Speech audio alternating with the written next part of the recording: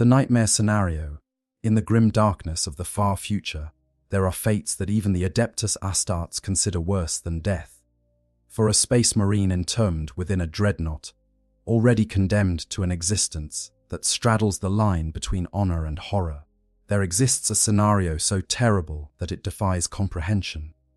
Imagine a venerable warrior, already imprisoned within a walking sarcophagus of adamantium and ceramite, falling into the hands of Orks on a world where the very fabric of reality has been torn apart by the corrupting influence of chaos.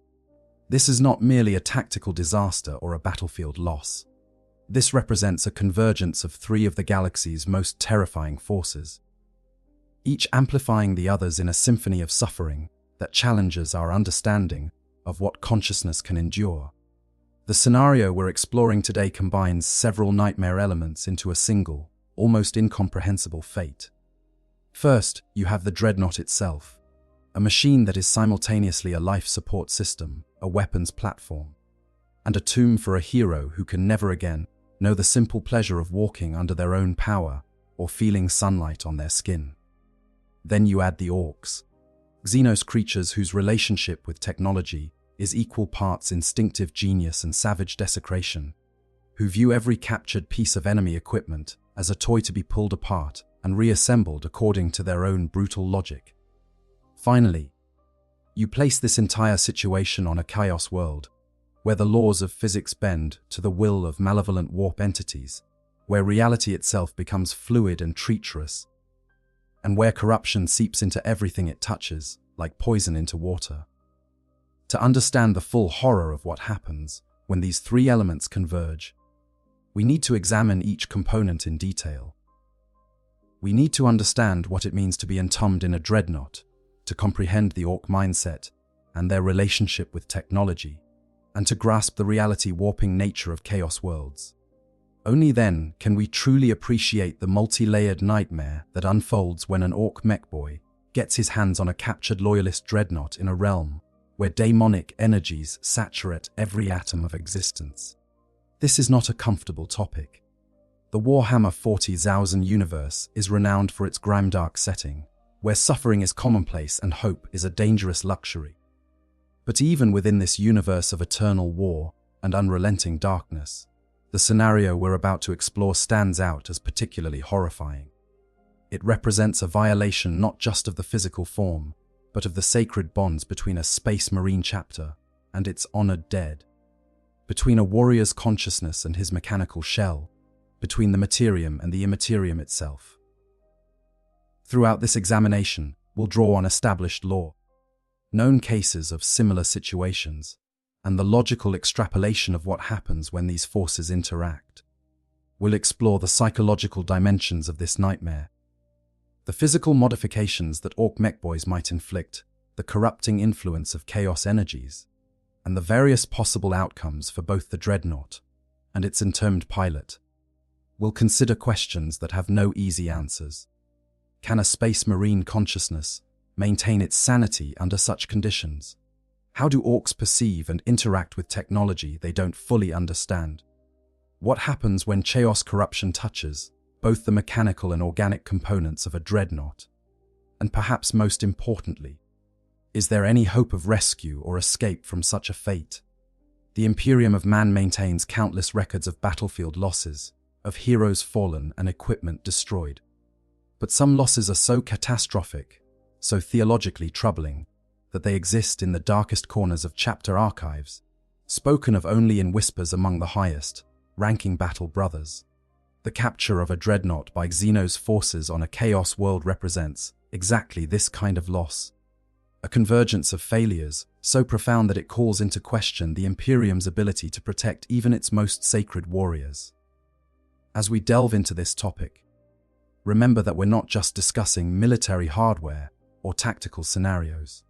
We're talking about a living, conscious being, a hero who has already sacrificed his body and any hope of a normal existence in service to the Emperor. We're talking about a warrior who has chosen or been chosen to continue fighting long after death should have claimed him, now facing a fate that makes that original sacrifice seem almost merciful by comparison. The horror of this scenario lies not in the physical damage or destruction, but in the prolonged awareness of desecration, the inability to die despite the overwhelming desire for release, and the corruption of everything the warrior once held sacred. So prepare yourself for an exploration of one of Warhammer 40,000's darkest scenarios. We're about to journey into the intersection of technology and torture, consciousness and corruption, honor and horror. This is what happens when Orks capture a Loyalist Dreadnought on a Chaos world. Understanding Dreadnoughts, the walking tombs, before we can fully appreciate the nightmare of capture, we must first understand what a Dreadnought truly is. To the uninitiated observer, a Dreadnought appears to be simply another war machine, a walking tank that strides across battlefields, dispensing death with methodical efficiency. This perception could not be more wrong. A Dreadnought is not a vehicle piloted by a living warrior. It is a sarcophagus animated by the consciousness of a dying hero, a fusion of flesh and machine, so complete that the line between organic and mechanical becomes meaningless. The process of interment in a Dreadnought begins with catastrophic injury. When a space marine suffers wounds so severe that even the advanced medical capabilities of the apothecaries cannot restore his body to functionality, a choice must be made. For ordinary warriors, this would be the end. Their gene seed would be harvested, their names added to the rolls of honor, and they would be granted the peace of death. But for the most exceptional heroes, for those whose tactical knowledge, combat experience, or spiritual significance make them too valuable to lose, the Imperium offers what it considers a great honor, life eternal in the form of a Dreadnought. The reality of this honor is far more complex and troubling than most realize. The interment process is extensive and irreversible. What remains of the Space Marine's body is placed within an armored sarcophagus, roughly the size of a large coffin. This sarcophagus is filled with a thick, oily amniotic fluid that sustains the organic tissue and serves as a medium for the countless neural interface cables that must be surgically implanted. These cables connect directly to the surviving portions of the Space Marine's nervous system, creating a two-way communication pathway between flesh and machine.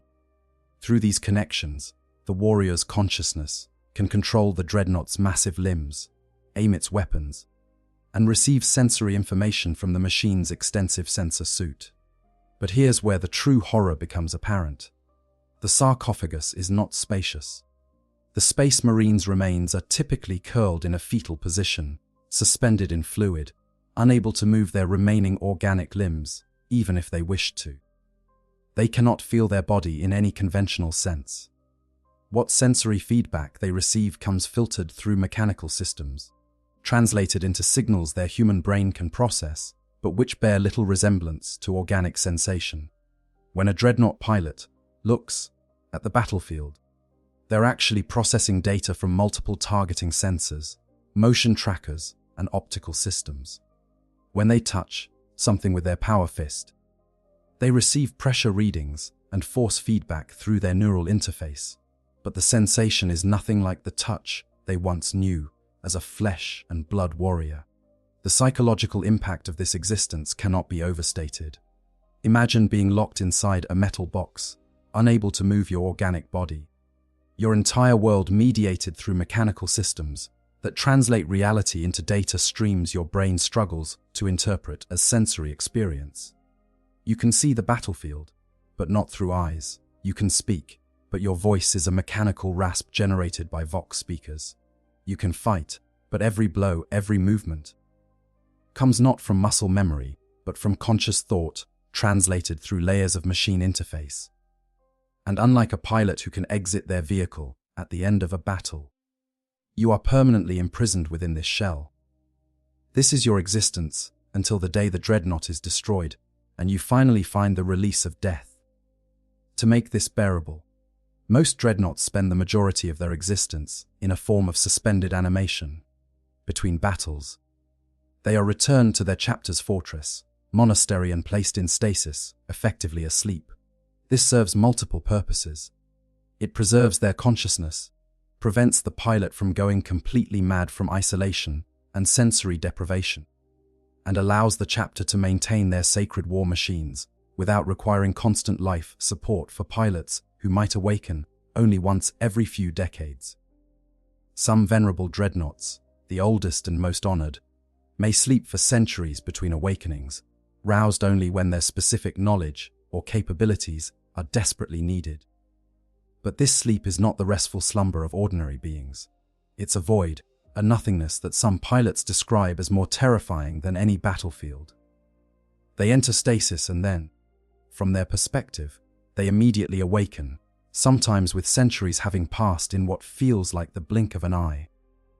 During these awakenings, they discover that everyone they knew is dead, that the chapter has changed in ways they struggle to comprehend, that they have become living relics in a galaxy that has moved on without them. The psychological trauma of this temporal dislocation compounds with each awakening, slowly eroding the pilot's sense of identity and connection to reality. The different patterns of Dreadnought also affect the pilot's experience in significant ways. The ancient Contemptor patterns, relics from the Great Crusade, offer smoother neural interfaces and more sophisticated sensory systems, making the experience slightly less jarring for the pilot.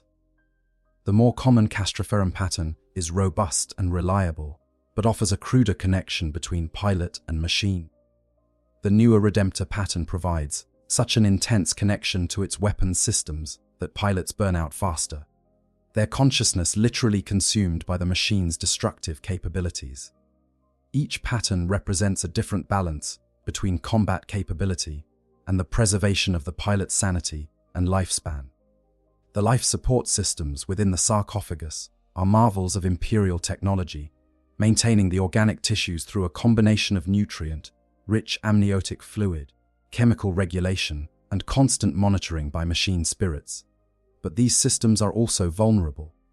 The sarcophagus must be perfectly sealed to maintain the sterile environment required for the exposed nervous tissue to survive. The neural interface cables are delicate despite their armored housing. The power systems that feed the life support must remain functional, or the pilot will die within hours. A dreadnought is, in essence, a mobile intensive care unit for a critically injured patient who will never heal. This vulnerability is carefully protected. Dreadnoughts are armored with the finest materials available to the Imperium. Layers of ceramite and adamantium plating designed to withstand everything from fire to plasma blasts. But this armor is not impenetrable. Sustained fire from anti-armor weapons can crack it. Melter weapons can burn through it, and once the armor is breached, once the sarcophagus is exposed, the pilot becomes incredibly vulnerable. Any damage to the life support systems, any rupture of the sealed environment, any severing of the neural interface cables, could mean death or worse. The pilots themselves develop unique psychological coping mechanisms to deal with their existence. Some embrace their role completely, defining themselves entirely by their function as weapons of the Emperor.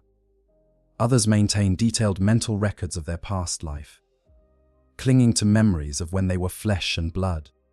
Many develop what chapter chaplains refer to as the distant perspective, a kind of emotional detachment that allows them to function without being overwhelmed by the existential horror of their situation.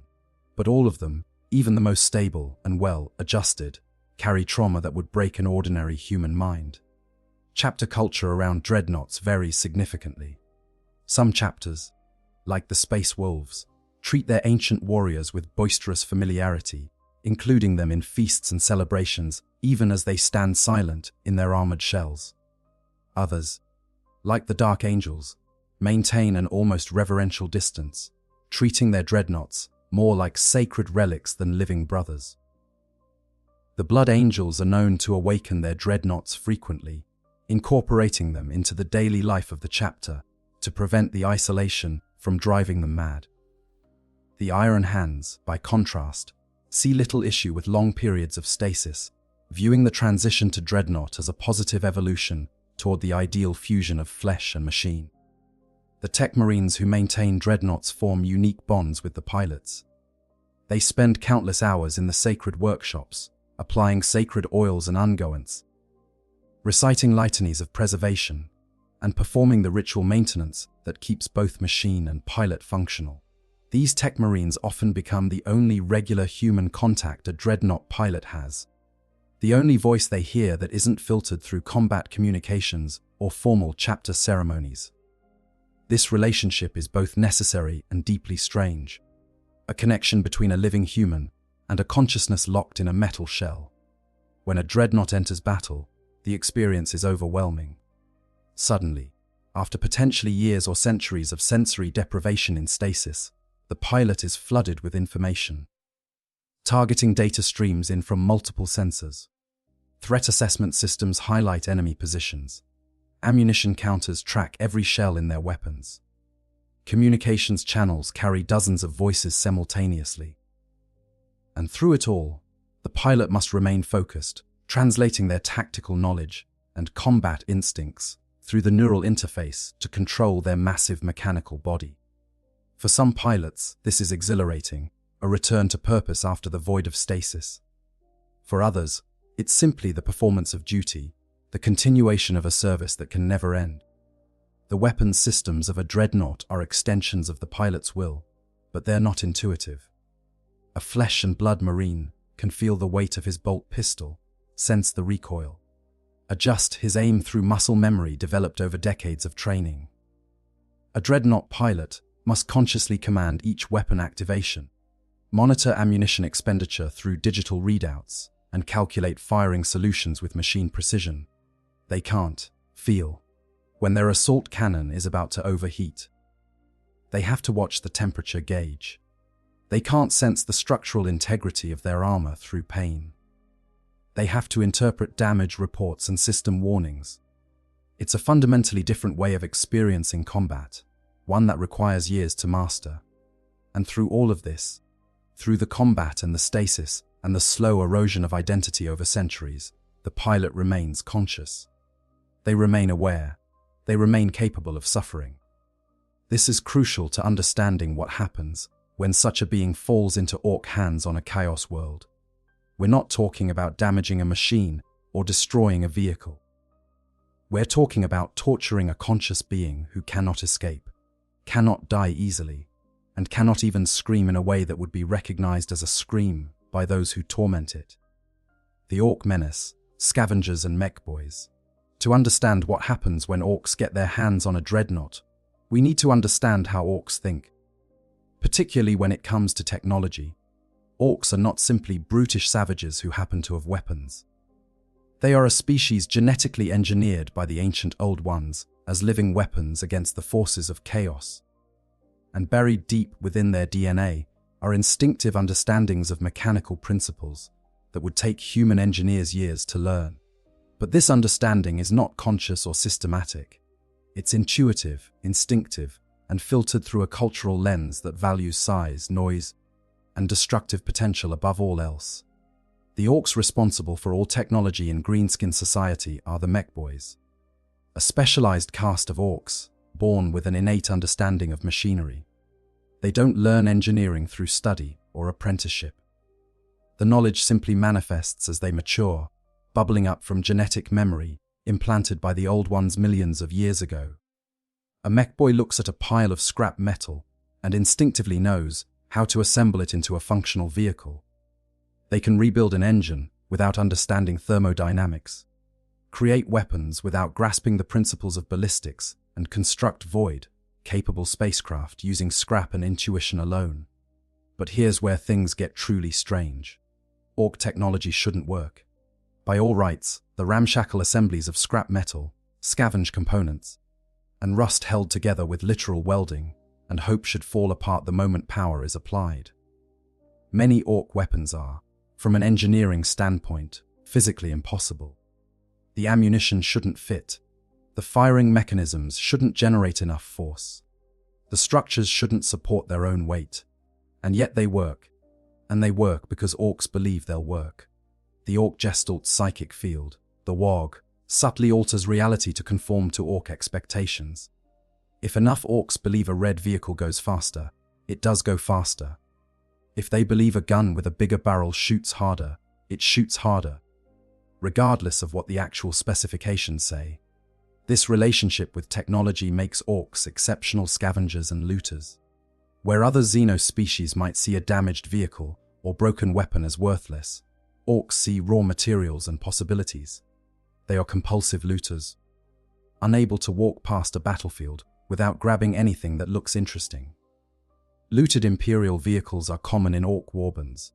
Lemon rust tanks painted in garish orc colors and improved, with additional guns, armor plates, and decorative spikes. These looted vehicles rarely function as well as they did in Imperial service, but they function, which is often surprising enough given the modifications orcs inflict upon them. The process of orc looting follows a consistent pattern.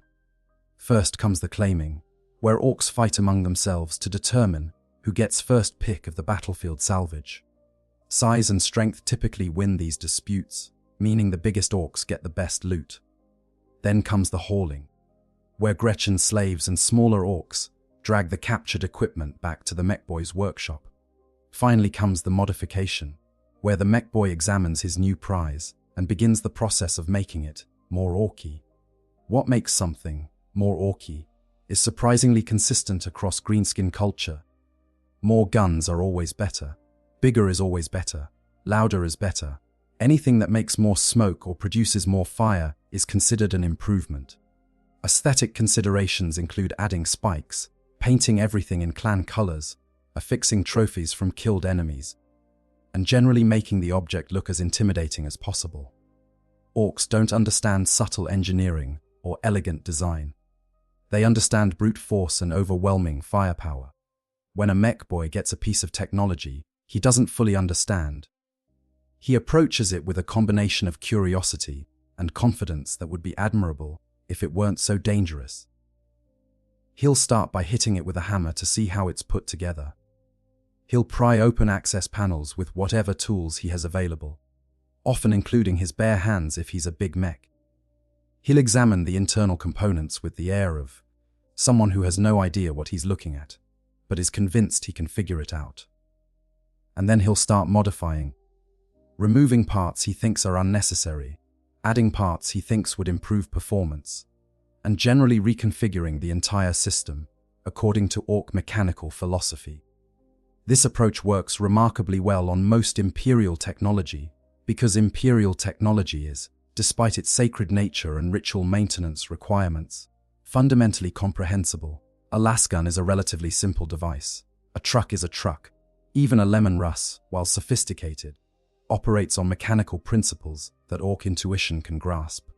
The mechboy might not understand the targeting systems or the Vox communications array, but he understands that it's a box that moves on tracks and shoots out of a tube. He can work with that. But a Dreadnought is different. A Dreadnought is not just a machine. It's a hybrid of technology and biology, of mechanical systems and organic tissue, of physical components and a conscious human mind. The neural interface that allows the pilot to control the machine is technology so advanced that even many Imperial tech marines don't fully understand it. The life support systems are delicate and complex. The sarcophagus must maintain perfect environmental conditions. This is not a simple machine that can be improved by bolting more guns to it. Yet this wouldn't stop an orc mechboy from trying. If anything, the complexity and mystery of a Dreadnought would make it more appealing. Orcs love a good challenge, and figuring out how to make a captured Dreadnought work would be the kind of project that could elevate a mechboy's status significantly. The problem is that orc methods of figuring out technology involve a lot of destructive testing, trial and error, and modifications that would horrify any tech marine. Orc workshops are chaotic, dangerous places filled with half-finished projects, experimental weapons that explode as often as they fire, and mountains of scrap metal awaiting transformation. Gretchen assistants scurry about, fetching tools and parts, often being used as test subjects for particularly dangerous modifications. The mechboy himself will be covered in grease and oil, wearing a collection of tools on his belt, and likely sporting several bionic replacements for body parts lost to previous experiments gone wrong. The air is thick with smoke, the sound of hammering and welding is constant, and safety is a concept that orcs simply don't acknowledge. It's important to understand that Orks don't see technology as sacred or precious in the way the Imperium does. They don't perform rituals of maintenance or speak prayers to machine spirits. They hit things with hammers until they work, and if that doesn't work, they hit them harder. This pragmatic, brutalist approach to engineering is both their greatest strength and their greatest weakness. It means they can rig solutions to problems that would stump more sophisticated races. It also means they regularly destroy valuable equipment through sheer mechanical ignorance and brute force problem solving. The Ork relationship with weapons is particularly illuminating. They don't maintain weapons in any systematic way. They use them until they break, then either fix them with whatever materials are handy or throw them away and get new ones. The concept of preventive maintenance is alien to them. The idea of carefully calibrating a weapon for maximum accuracy would strike them as ridiculous and un-Orky. You point it at the enemy and pull the trigger. If it hits, great. If it doesn't, you shoot more. This is the Ork approach to warfare and technology in a nutshell. When Orks capture enemy vehicles, they immediately begin what they call customizing them. This involves tearing out systems they don't understand or don't value, replacing weapons with Ork-made equivalents, adding additional armor plating, painting everything in garish colors, and generally transforming the vehicle into something that horrifies its original manufacturers. A captured rhino transport becomes a looted wagon, bristling with additional guns, covered in crude armor plates welded on by enthusiastic Gretchen, and sporting a big red button that might activate a speed boost or might cause the entire vehicle to explode. With Orks, you never really know until you push it. The Death Skulls clan deserves special mention as the most prolific looters among the Orks. Blue is their clan color, and they genuinely believe that blue is lucky. A Death Skull mechboy will paint everything blue, convinced that this will make his creations more reliable and effective. This belief, filtered through the Ork psychic field, actually works to some degree.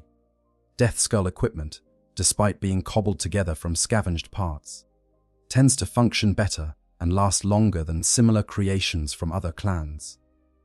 Whether this is because Death Skulls are actually better at looting and repair, or because their collective belief in the power of blue paint has become a self-fulfilling prophecy through the warg field, is a question that Imperial scholars have never satisfactorily answered. The Blood Axes, another clan worth noting, have more experience with Imperial technology than most Orks, because they're more willing to trade and interact with humans. A Blood Axe mechboy might have a better understanding of how Imperial systems work, might be more cautious about modifying critical components, and might even attempt to preserve some of the original functionality. But they're still Orks, which means their careful modifications would still horrify any tech marine and likely void any warranty the Omnicia might have provided. Understanding all of this, we can begin to imagine what happens when an Ork mechboy encounters a Dreadnought. He'll see a large, heavily armed walker. He'll immediately recognize it as valuable loot, something that will enhance his status and give him a reputation for capturing impressive enemy equipment. He'll want to make it work. He'll want to make it more Orky. And he'll approach this task with absolute confidence in his ability to improve upon the original design, completely unaware that the original design includes a living space marine consciousness that is about to experience a level of violation and horror that defies description. Chaos worlds, realms where reality bleeds. Before we can fully appreciate what happens when our captured Dreadnought finds itself on a chaos world, we must understand what a chaos world actually is. These are not simply hostile environments or worlds controlled by chaos forces. Chaos worlds, sometimes called daemon worlds, are places where the boundary between the materium and the immaterium has been catastrophically breached. They are realms where the laws of physics become suggestions, where reality itself is subject to the whims of daemonic entities, and where the very ground beneath your feet might harbor malevolent intelligence. A chaos world begins when a planet is dragged into the warp, or when a warp rift becomes permanent enough that daemonic energies saturate the entire planetary environment. This process transforms everything. The sky might churn with impossible colors that hurt to look at. Gravity might fluctuate based on the emotional state of nearby daemons. Time itself becomes unreliable, flowing faster in some locations and slower in others. Mountains might be carved from crystallized screams. Oceans might consist of liquid suffering given physical form. These are not metaphors. On a chaos world, abstract concepts can become tangible, and the nightmares of mortals can literally walk the land.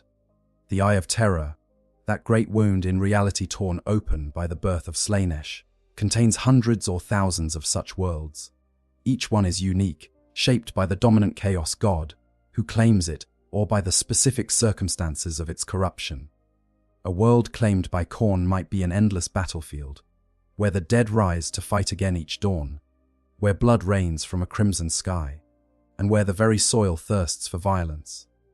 A Nurgle world might be a fated paradise of decay, where rot and disease are celebrated as gifts, where gardens of plague grow corpse, flowers, and where the stench of decomposition is considered the sweetest perfume. The effects of chaos corruption on a world are not limited to the physical environment. The warp energies that saturate everything also affect the minds of those present.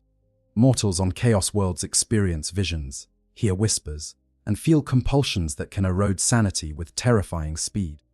What might take years of chaos exposure in normal real space can happen in days or hours on a daemon world. The barrier between conscious thought and intrusive demonic suggestion becomes paper thin. Madness is not just common. It's almost inevitable for anyone spending extended time in such a place. For machines, the effects are equally troubling. Imperial technology operates on the principle of machine spirits, the semi-sentient essences that inhabit all mechanical devices, according to the cult Mechanicus. On a chaos world, these machine spirits become vulnerable to corruption. A cogitator might begin outputting heretical calculations. A Vox unit might pick up daemonic whispers.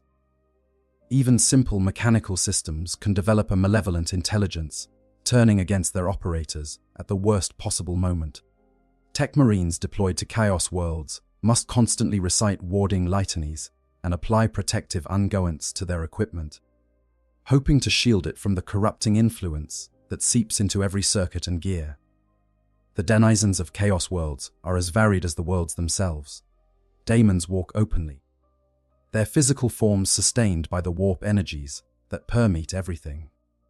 These are not the fleeting manifestations that appear during warp incursions in normal space.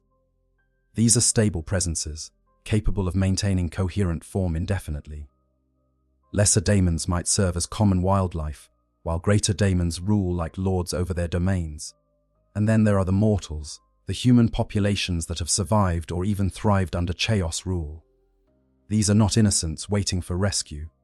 They are cultists, mutants, and chaos worshippers who have embraced their corruption, who see their mutations as gifts, and who would likely fight to the death to resist any attempt at imperial liberation. Navigation on a chaos world is a nightmare. Standard surveyor equipment becomes unreliable. Auspex scanners might show readings that make no physical sense. Vox communications become garbled with daemonic interference. Even trying to maintain a sense of direction can be challenging when the landscape itself shifts and changes. A landmark you used to navigate might literally walk away. A path you traveled this morning might lead somewhere completely different this afternoon. The very concept of mapping becomes almost meaningless when the territory being mapped refuses to remain consistent. The climate and weather on chaos worlds defy meteorological explanation. Storms might consist of pure warp energy, striking the ground with bolts that don't harm the physical body, but tear at the soul. Rain might fall upward. Fog might have hunger. Wind might carry voices that aren't sounds, but direct mental communication from daemonic entities. And these are the normal conditions.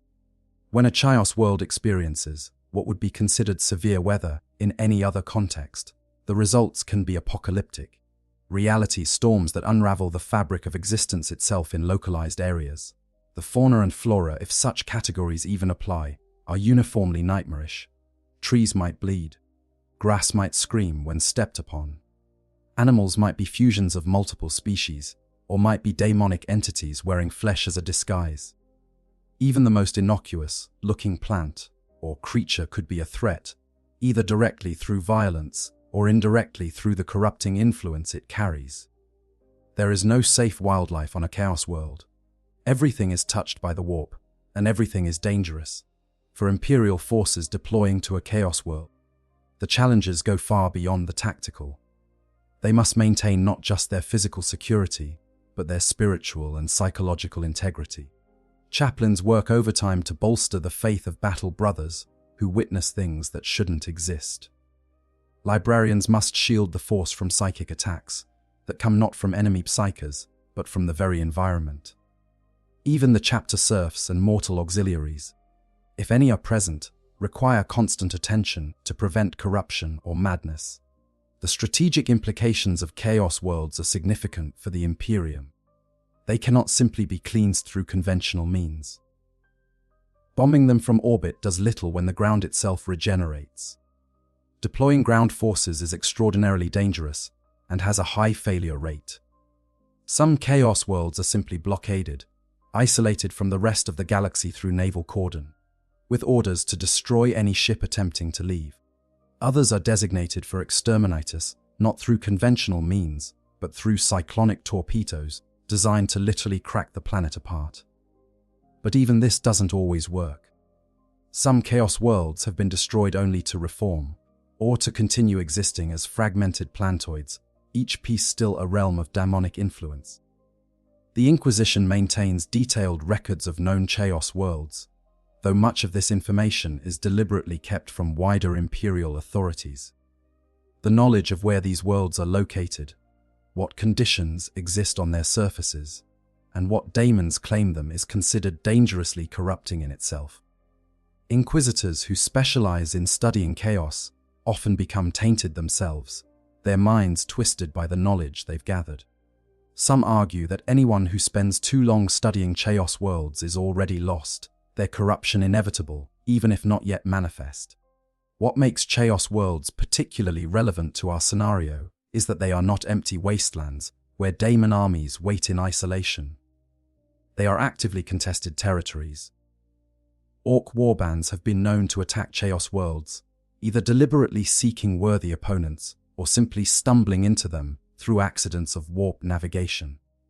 The Orks' resistance to chaos corruption makes them more effective on daemon worlds than most other forces. Their psychic gestalt field provides some protection against warp energies.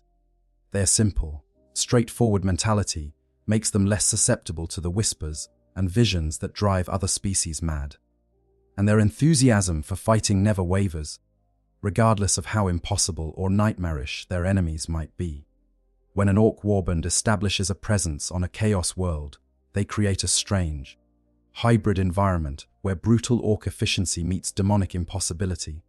Ork settlements on daemon worlds become bizarre fusions of the two paradigms.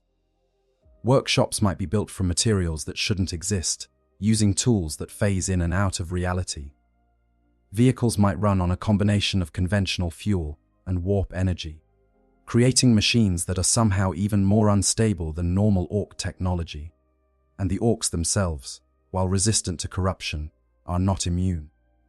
Prolonged exposure can twist even Orks into something strange, though they rarely recognize or care about the changes. The presence of chaos energy also affects Ork technology in unpredictable ways. The WH40K field that makes Ork machinery work interacts strangely with warp energies. Sometimes this interaction is beneficial, making Ork weapons more effective.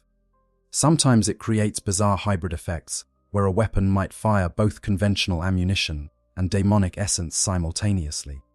And sometimes the two forces conflict, causing machinery to fail in ways that confound both Ork mechboys and Imperial tech marines. Now imagine our scenario fully formed. A Loyalist Dreadnought, already a fusion of flesh and machine, captured by Orks who don't understand the sanctity of what they've taken, on a world where the very atmosphere is saturated with corrupting chaos energies. The Dreadnought's pilot, locked in his sarcophagus, unable to escape, conscious and aware, experiences not just capture, but exposure to three distinct forms of violation simultaneously. the Orks will modify and desecrate the machine. The chaos energies will seek to corrupt both the mechanical and organic components. And the pilot must remain aware through all of it, trapped in a nightmare that operates on multiple levels of horror simultaneously. The capture, how the unthinkable happens. The capture of a dreadnought is not a common occurrence. These war machines are powerful, heavily armored, and typically surrounded by other space marine forces who would fight to the death to protect them.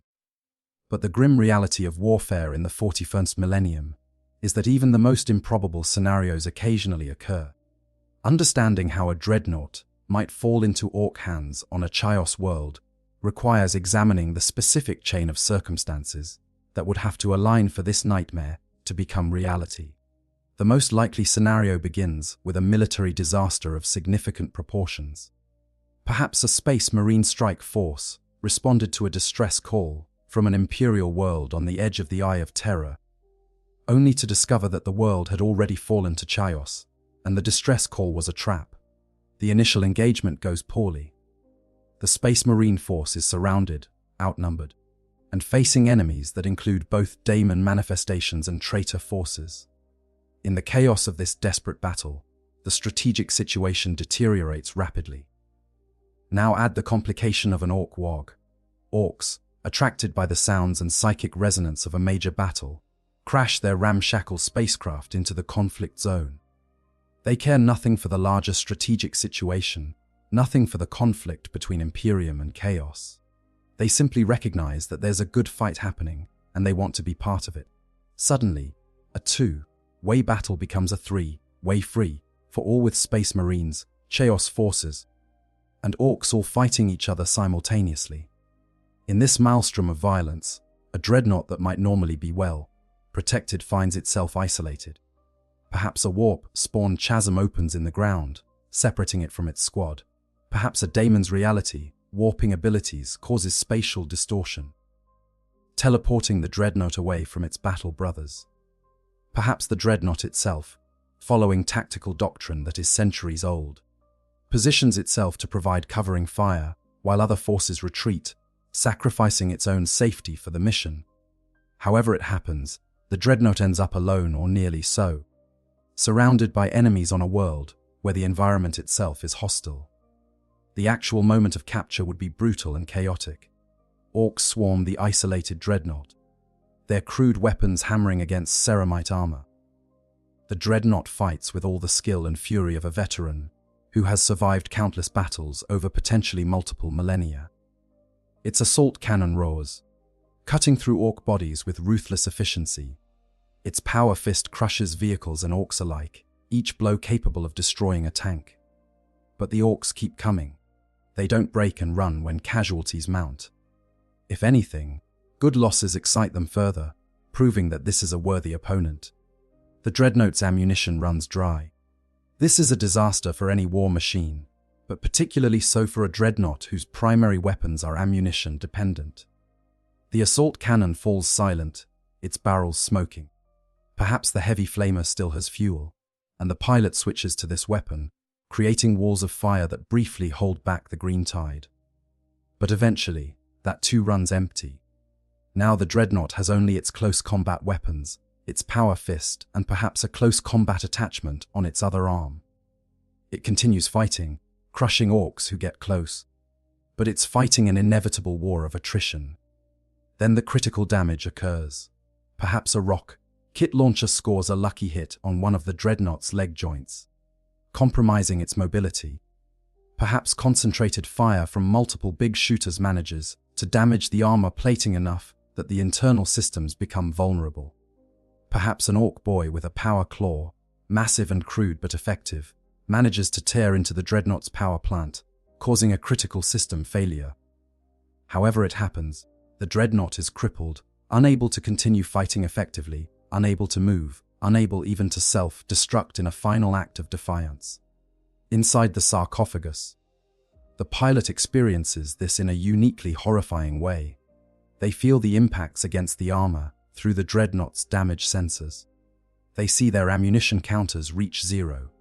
They receive system failure alerts as critical components are damaged or destroyed. They struggle to maintain control as hydraulics fail and power systems falter. And then, inevitably, they feel the Dreadnought fall. The massive machine crashing to the ground in a position from which it cannot rise. The pilot is still conscious, still aware, but now utterly helpless. The Orks, excited by their victory over such a formidable opponent, immediately begin arguing over who gets to claim the prize.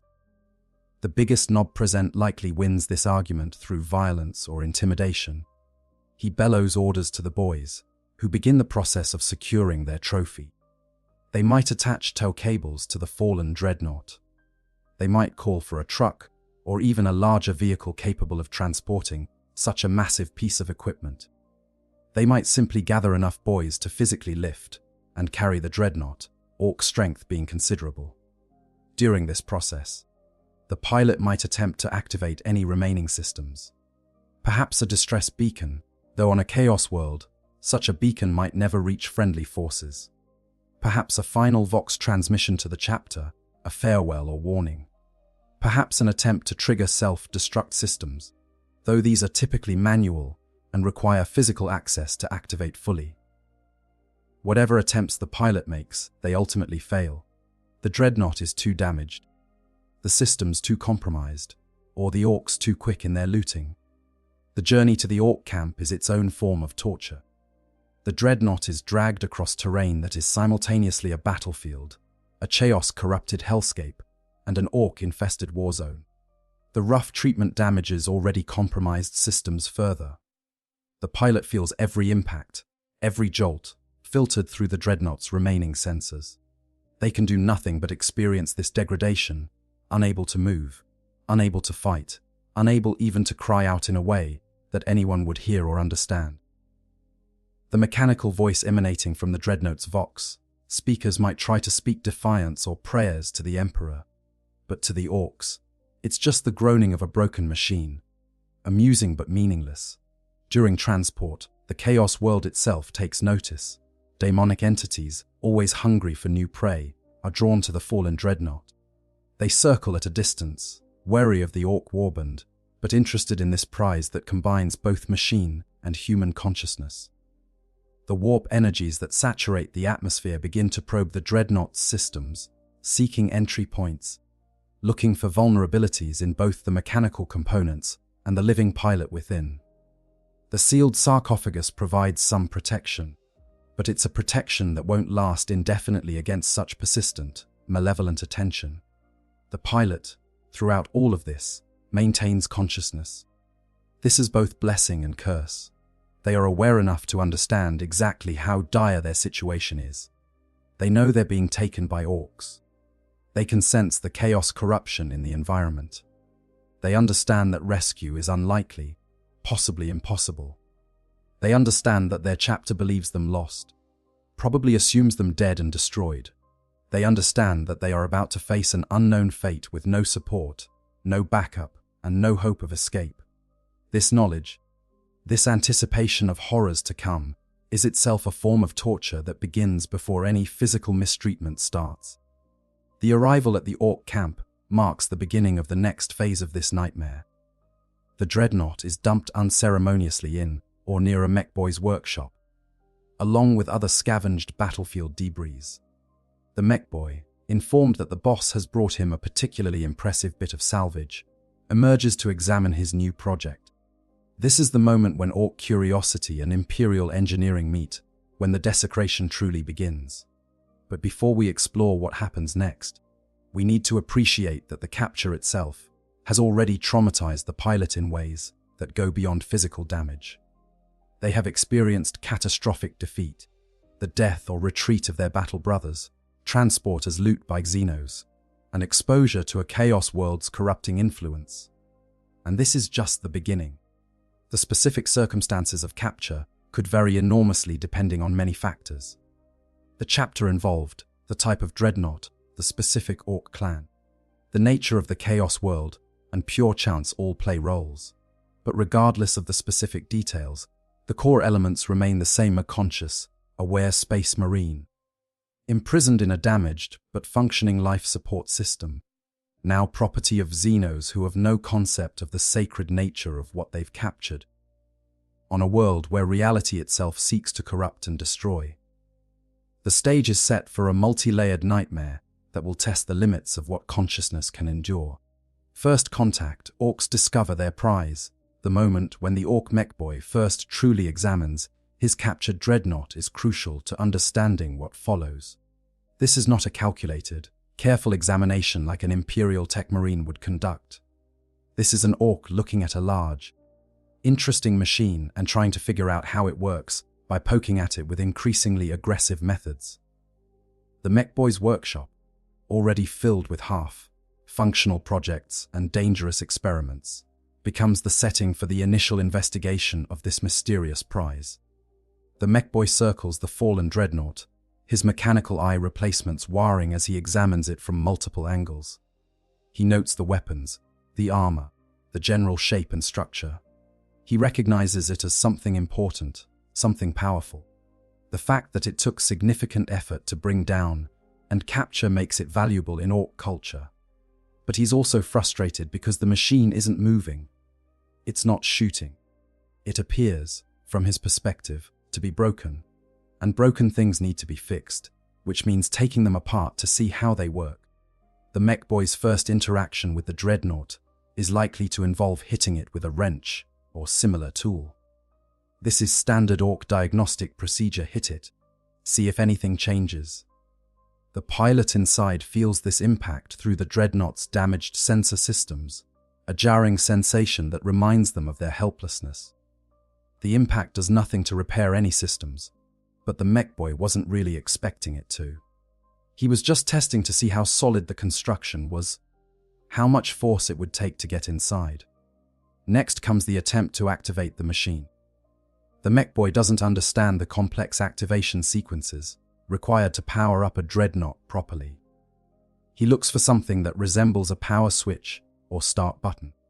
Finding none that he recognizes, he might try to hot-wire the power systems directly. Orks have an instinctive understanding of power flow, even if they don't understand the specific systems. He traces power cables, finds what he believes to be the main power conduit, and attempts to apply power directly. This might cause some of the Dreadnought's systems to sputter to life briefly, emergency lighting flickering on, or servo motors attempting to move before seizing up due to damaged components.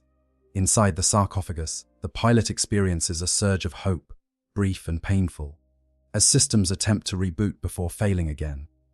The mechboy takes this partial activation as encouragement. The machine isn't completely dead. It just needs proper Orky maintenance. He calls over several Gretchen assistants and begins directing them to gather tools and equipment. The Gretchen scurry about, fetching cutting torches, plasma cutters, massive wrenches, and various other implements that look more like torture devices than precision tools. The mechboy's plan is simple: open up the Dreadnought, see what's inside, figure out how it works, and then make it work better by making it more Orky.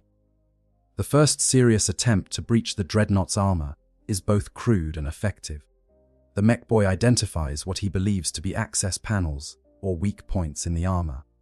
He's not entirely wrong. Some of these are indeed maintenance access points. But he's also targeting areas that house critical systems.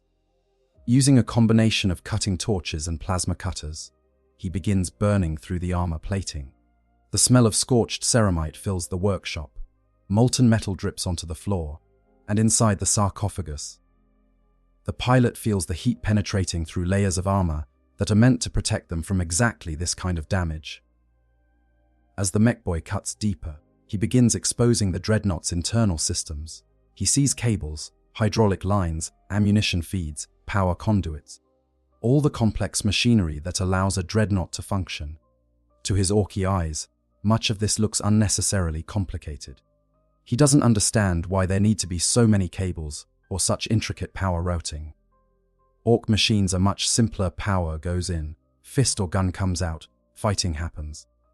All this extra stuff must be Hume nonsense, unnecessary complications that make the machine weaker rather than stronger.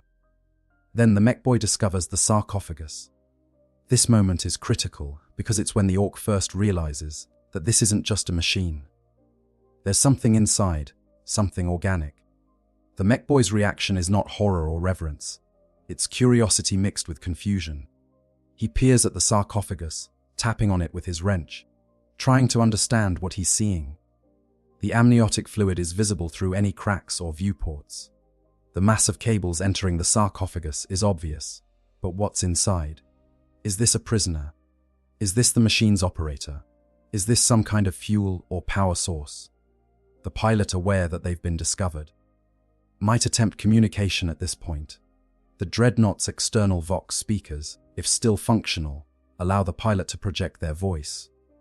They might try to speak to the Ork, to threaten or plead or explain. But this attempt at communication reveals another layer of the horror. The mech boy doesn't understand Gothic, or if he does, he doesn't care what the Humi inside the machine is trying to say. To the Ork, the mechanical voice is just noise, groaning metal, or perhaps the machine's spirit complaining. The concept that there's a thinking, feeling being trapped inside never fully registers, or if it does, it doesn't significantly change his approach. The mech boy's curiosity about the sarcophagus leads to increasingly invasive examination. He might try to open it directly, struggling with the seals and locks that are designed to be opened only with specific tools and authorization codes. Finding this difficult, he might decide to take a more direct approach, cutting it open. But even Orks have some survival instinct, and the mech boy recognizes that damaging the sarcophagus might destroy whatever's inside. He doesn't want to break his prize before understanding it, so he opts for a compromise. He'll cut into other parts of the Dreadnought first, trace where all these cables go, and figure out what purpose the sarcophagus serves in making the machine work. This leads to a pattern of behavior that becomes the pilot's new reality. The mech boy cuts, examines, tests, modifies, then moves on to another section. Each intrusion into the Dreadnought systems is felt by the pilot through the neural interface. It's not physical pain in the traditional sense, since the pilot's organic body is isolated within the sarcophagus, but it's a form of violation that's equally traumatic. Systems that have been part of the pilot's extended body for years or centuries are suddenly compromised, severed, modified without consent or understanding. The pilot feels parts of themselves, parts of the only body they can control, being torn away and reconfigured by crude alien hands. The Gretchen assistants, meanwhile, are causing their own forms of havoc. They climb all over the Dreadnought, pulling off anything that looks removable. Purity seals, honor badges, sacred texts inscribed on the armor plates, all of these are treated as junk or curiosities by the Gretchen. Some items are tossed aside. Others are kept as personal treasures by particularly bold Gretchen. The systematic stripping of the Dreadnought's exterior decorations and ceremonial elements is another form of desecration. The removal of symbols that connected the pilot to their chapter, their history, their identity. During one of his exploratory cuts, the mech boy accidentally severs a non-critical neural interface cable. The pilot feels this as a sudden loss of connection, a blank spot in their awareness where a sensor feed or control pathway used to be. It's the mental equivalent of having a limb suddenly go numb, except the limb is part of a machine and the numbness is permanent until the connection is repaired. The mech boy, noticing that cutting this particular cable didn't cause any obvious catastrophic failure, marks it mentally as not important and continues his examination. As the mech boy works, he's developing ideas about how to improve this machine. He can see that it has weapons mounts. Those can fit bigger Ork guns. He can see that it has armor, but there's always room for more armor plates welded on. He can see that it has legs for walking, but maybe it needs wheels too for going faster. His mind, working on instinct and Ork engineering principles, begins planning modifications that would make any tech marine weep. And the pilot, aware through partial system access of what the mech boy is examining and planning, realizes that the desecration hasn't even truly begun yet. This is just the assessment phase.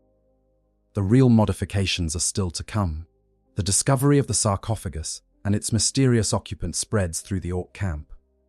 Other Orks come to look at this curiosity. A pain boy, the Ork equivalent of a doctor-torturer, becomes interested. He wants to see what's inside the metal coffin. Perhaps whatever's in there could be useful. Perhaps he could learn something. Perhaps he could take it out and put an Ork in instead. The discussion between Mechboy and Painboy about what to do with the sarcophagus and its contents is conducted in Ork language, incomprehensible to the pilot, but clearly about them. The gestures, the pointing, the way both Orks keep looking at the sarcophagus, all of this communicates intent clearly enough. This initial phase of examination and discovery might last hours or days. Time becomes difficult for the pilot to track accurately. The Dreadnought's chronometer might have been damaged. The Chaos world's fluid relationship with temporal progression makes external time estimation impossible. The pilot exists in a limbo of helpless observation, watching and feeling as the machine that has been their body is slowly taken apart and assessed by Xenos who have no understanding of or respect for what they've captured. And the worst part is knowing that this is only the beginning. The real modifications, the transformation of this sacred Imperial war machine into something Orky, hasn't even started yet. The looting process, Mechboy modifications, once the Mechboy has completed his initial examination and formed a plan, the true modification process begins. This is where theory meets practice, where Ork engineering philosophy collides with Imperial technology, and where the pilot's nightmare deepens into something that transcends simple captivity. The Mechboy, assisted by his Gretchen helpers and possibly other mechs, if the project is large enough, sets about transforming the Dreadnought into something that meets Ork standards of proper functioning. The first major modification is almost always weapons-based. The Mechboy looks at the Dreadnought's current weapon loadout, whatever combination of assault cannon, missile launcher, plasma cannon, or other armaments it possessed, and decides it needs more Daka. This is a fundamental principle of Ork engineering: more guns are always better. If the Dreadnought had one assault cannon, it should have two. If it had a missile launcher, why not add a rocket launcher as well? The concept of balanced design or weight distribution is secondary to the primary goal of maximizing firepower. The removal of the original weapons is not gentle. The Mechboy and his Gretchen assistants use cutting torches, wrenches, hammers, and occasionally just brute strength to detach the carefully integrated weapons systems. Sacred weapons that have served for centuries, machine spirits honored by generations of tech marines, are ripped out of their mounts with no ceremony and little care. The pilot, if they retained any control over the weapons systems, feels each removal as a fundamental violation, like having teeth pulled without anesthetic. The replacement weapons are Ork, made crude but effective. A big shooter, essentially a scaled-up Ork automatic weapon, might replace an assault cannon. The ammunition feed is all wrong. The weapon is larger and heavier than the mounting was designed for, and the recoil characteristics are completely different. But the Mechboy makes it work through liberal application of welding, bolting, and if necessary, just hammering the weapon into place until it stays. The same happens with other weapon mounts. Rocket launchers, skorkers, kill cannons, whatever the Mechboy has available or can trade for, gets bolted onto the Dreadnought's frame. But weapons aren't the only modification. The Mechboy, looking at the Dreadnought's legs, decides the walking speed is too slow. Orks value speed, especially if they're from the Evil Sun's clan. The solution: add wheels. Not a complete wheel system that would replace the legs, because walking is still useful for rough terrain. Instead, the Mechboy adds wheels or tracks to the feet themselves, or installs a secondary suspension system, or welds some kind of wheeled platform that the Dreadnought can stand on. The engineering logic is questionable at best, and the whole contraption probably shouldn't work. But Ork technology has its own rules, and with enough Orks believing it'll work, it does work after a fashion. The armor modifications are extensive. Orks believe that more armor is always better, and they also believe that spiky armor is intimidating. The result is additional armor plates welded onto the Dreadnought's exterior, covering it in a shell of scrap metal and salvaged hull plating. These additions significantly increase the weight, stress the frame beyond what it was designed for, and create points of weakness where the welds might fail under stress. But they also provide genuine additional protection, and the sheer bulk makes the modified Dreadnought more intimidating, which is itself valuable in Ork culture. The spikes are a particular indignity. Large metal spikes, sometimes trophies taken from killed enemies, sometimes just sharpened scrap metal, are welded onto the armor at various points. The aesthetic purpose is clear: make the machine look more dangerous and orky. The practical purpose is also clear. The spikes can serve as additional close combat weapons. But for the pilot, seeing their honored Dreadnought chassis, decorated with purity seals and chapter heraldry, transformed into a spiky monstrosity covered in scrap metal and crude Ork glyphs, represents a spiritual violation that goes beyond the merely physical. The paint job is inevitable. Every Ork machine gets painted in clan colors, because Orks genuinely believe that paint affects performance. If the capturing clan is Evil Sons, everything gets painted red because red makes it go faster. If it's Death Skulls, blue for luck. Bad Moons would add yellow for wealth. Goths might keep it mostly black with white checks. The Mech Boy and his Gretchen paint over the chapter colors, over the sacred imagery, over everything that marked this as an Imperial machine. They might not completely succeed. Paint doesn't stick well to ceramite, especially when carelessly applied. But enough gets covered that the Dreadnought's original heraldry becomes obscured beneath layers of Ork graffiti and clan symbols. During all of these modifications, the pilot remains conscious and at least partially aware. The neural interface, even damaged, still provides some connection to the machine. Every cut, every weld, every addition feels wrong to the pilot in ways that are difficult to articulate. It's like watching your body being tattooed against your will, except instead of ink, it's metal spikes being welded on, and instead of skin, it's the armor that has been your only body for longer than you can remember. The sense of violation, of desecration, builds with each modification. The Mech Boy's approach to the internal systems is equally crude. He traces power conduits and decides that thicker cables mean more power. He cuts out the elegant power distribution system and replaces it with heavy, gauge wiring that looks more robust, but is actually less efficient. He finds the reactor or power plant that energizes the Dreadnought and attempts to overclock it, adjusting fuel mixtures or power outputs beyond safe parameters. From an Ork perspective, this makes perfect sense. More power equals better performance. The fact that it puts stress on systems designed for specific operating parameters doesn't concern him. The life support systems present a particular challenge. The Mech Boy recognizes that the sarcophagus is important and that whatever's inside needs to be kept alive, but he doesn't understand the delicate balance of chemicals, temperature, and pressure that the system maintains. When he identifies damaged components in the life support, his repairs are functional but crude. He might replace a precision pump with a much more robust Ork equivalent that delivers fluid in irregular pulses rather than the steady flow the system was designed for. He might patch a leak in the amniotic fluid reservoir with whatever sealant he has available, which might be toxic to human tissue. He might replace complex filtration systems with simple mechanical filters that don't clean the fluid as effectively. The pilot feels these changes to life support immediately.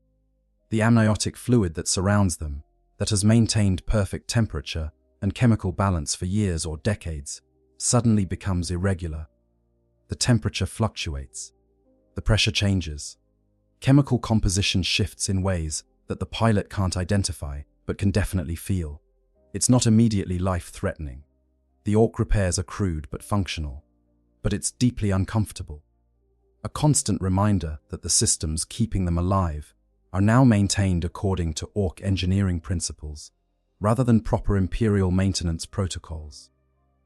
One of the most disturbing modifications involves the neural interface itself. The Mech Boy, trying to understand how this machine was originally controlled, examines the neural interface system. He sees cables running from the sarcophagus to various control systems throughout the Dreadnought. He recognizes these as control pathways. Though he doesn't understand the complexity of the mind-machine interface they represent. when he cuts cables to replace damaged components or to reroute systems he's modified.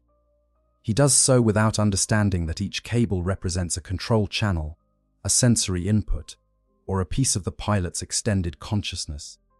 The result is partial paralysis of the pilot's ability to control the machine. They might lose the ability to access certain sensory systems. The thermal imaging that helped them track enemies through smoke and darkness goes dark. The ammunition counters that told them when to conserve shots stop updating. The structural integrity monitors that warned of damage become unreliable or silent. Each loss is a piece of their awareness stripped away, leaving them increasingly isolated within the sarcophagus. But then the mech boy adds his own systems. Cruder sensors replace the ones he's disabled. Simpler controls get wired in parallel with, or instead of the damaged Imperial systems. And here's where something interesting happens. Through the damaged neural interface, the pilot starts receiving inputs from these Orks systems. It's not the clean, interpreted data they're used to. It's raw, unfiltered, and often nonsensical. But it's input, and the desperate human brain, starved for sensory data, begins trying to interpret it. The pilot starts to develop a strange, partial understanding of Ork systems simply through enforced direct exposure. The mech boy doesn't stop with practical modifications. He also adds his own creative touches. Ork aesthetic improvements that make the machine more properly Orky. Speakers get added to the exterior so that the machine can bellow war cries. Either recorded Ork chants or just amplified engine noise. A big red button gets installed on the control system, though what it does is anyone's guess. Even the mech boy might not remember by the time he's finished. Trophy racks get welded onto the armor for displaying the skulls or helmets of defeated enemies. A crude Ork face might be welded or painted onto the front armor plate, teeth represented by sharpened metal, eyes by glowing lenses. Throughout this modification process, other Orks come to watch the progress. They offer suggestions, which the mech boy may or may not accept depending on his estimation of the suggestor's status and the quality of the idea. Arguments break out over the best way to modify certain systems, sometimes escalating to violence. The pilot, unable to understand Ork language, but aware of the sounds of fighting and destruction around them, can only imagine what's being debated and what new horrors might result from these discussions. The modification phase might last days, weeks, or even longer depending on how ambitious the mech boy's plans are and how many interruptions occur. Ork camps on Chaos worlds are not peaceful places. Battles erupt regularly with daemon forces, with rival Ork clans, or just among the Orks themselves when boredom sets in. Each interruption pauses the work on the Dreadnought, leaving the pilot in whatever state the modifications reach before the interruption, sometimes for extended periods. During these pauses, the pilot has time to fully comprehend what has been done to them. They can review through whatever sensory systems remain functional. The modifications inflicted on what was once a proud Imperial war machine. They can feel the additional weight of the armor plates. They can sense the crude additions to the control systems. They can observe through external sensors, if those still work, the garish paint and welded on spikes. And they must confront the reality that they no longer inhabit an Imperial Dreadnought. They are now something else, something hybrid, something that would be unrecognizable to their chapter brothers. This realization of transformation, of being fundamentally changed without consent, represents a unique form of psychological trauma. The pilot's identity has been intimately bound to the Dreadnought for years or decades. They are not a person piloting a machine. They are a consciousness fused with a machine, the boundaries between self and metal blurred beyond clear distinction. And now that machine, self, has been violated, reconfigured, made into something that violates every principle they've ever held about proper maintenance and reverence for sacred technology. They are, in a very real sense, no longer themselves. They have become an Ork machine, animated by a human consciousness that has no control over this transformation. The pilot's nightmare, consciousness in captivity. To truly understand the horror of this situation, we must spend time exploring the interior experience of the pilot. the consciousness trapped within the sarcophagus, as all of this unfolds around and to them. This is not like being a prisoner of war in any conventional sense.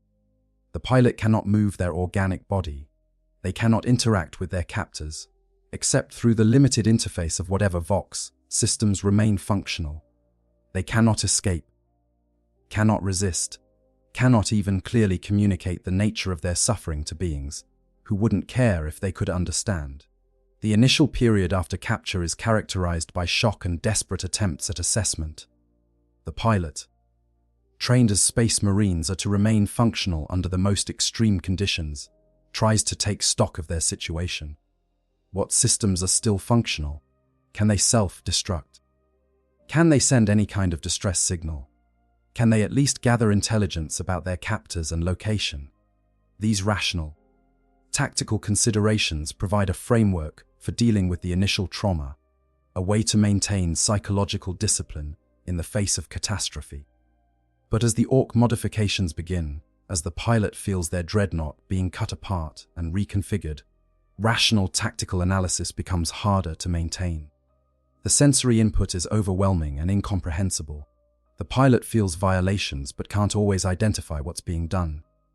They hear sounds, Ork voices, cutting tools, welding equipment, but can't see what's happening unless the optical sensors happen to be pointed in the right direction.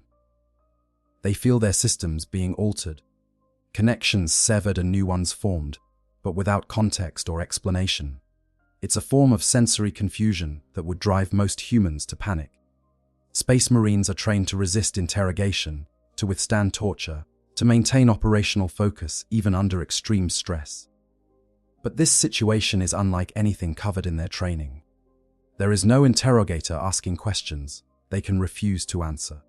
There is no torturer inflicting pain they can resist or endure. There is just modification, desecration, the systematic transformation of their extended body into something alien and wrong. The traditional psychological frameworks for dealing with captivity and torture don't apply because this situation doesn't fit any of those models. The isolation is perhaps the worst aspect. A prisoner of war, even one held in solitary confinement, exists in a cell they can see, in an environment they can physically sense, even if they can't move freely within it. The Dreadnought pilot's isolation is more complete. They exist in a sealed sarcophagus, suspended in fluid, unable to move their organic limbs, receiving all information about the external world through mechanical sensors that are being progressively damaged or modified. When sensors fail, whole categories of perception disappear. When the Vox systems are damaged, the ability to speak coherently is lost. The pilot becomes progressively more isolated, more cut off from reality, more trapped within their own consciousness. The psychological literature on sensory deprivation, conducted in controlled settings with volunteers who knew they could leave at any time, shows that humans begin experiencing hallucinations and severe psychological distress after even relatively brief periods. The Dreadnought pilot is experiencing something far worse than mere sensory deprivation. They're receiving sensory input, but it's wrong, incomprehensible, mediated through systems being actively damaged and modified. It's not the absence of sensation, but the presence of alien, wrong sensation that torments them.